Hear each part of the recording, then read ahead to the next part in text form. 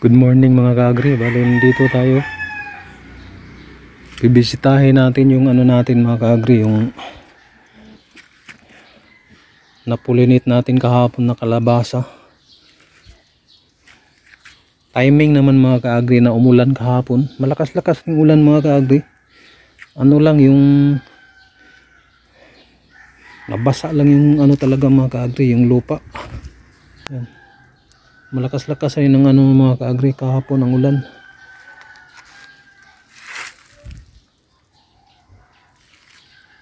Di tayo naka ano. Sayang ulam pares to.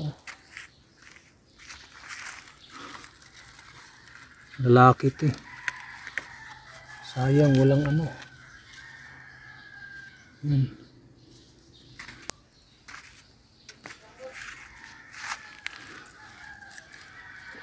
Lakas-lakas yung ulan kahapon mga kaagri.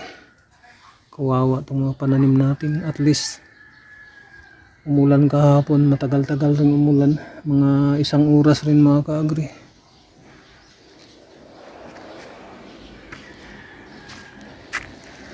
Yung sili natin mga kaagri, namulaklak na nga yung sili namulaklak na nga yung sili natin yan o.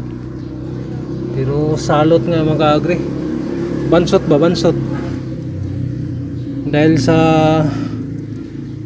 sobrang init. Tingnan natin yung ano, diwa. Bali dito ngayon mga kaagri, dito na tayo sa pinupulinit natin na kalabasa mga kaagri. Yan, pangalawang araw ngayon. I-update lang natin to mga kaagri. Pagkatapos natin nagpulinate, mga alas 10 tayo nagpulinit mga kaagri. Pagka alas 12 umulan ng malakas, malakas-lakas mga kaagri. Yan o, medyo umano na siya. Tingnan natin kung mabubuhay ba to, successful ba yung ano natin, ginagawa natin.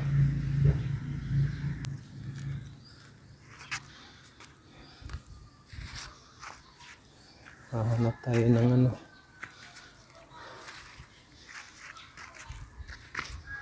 tingnan mo, sira talaga, sobrang init. Mamatay na yata itong ano na to. Marami akong tinanim na kalabasa, ilan lang itong nabuhay mga kaagri.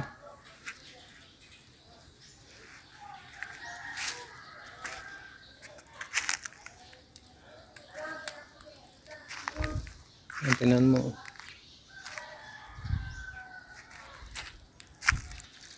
yung mga pataba natin.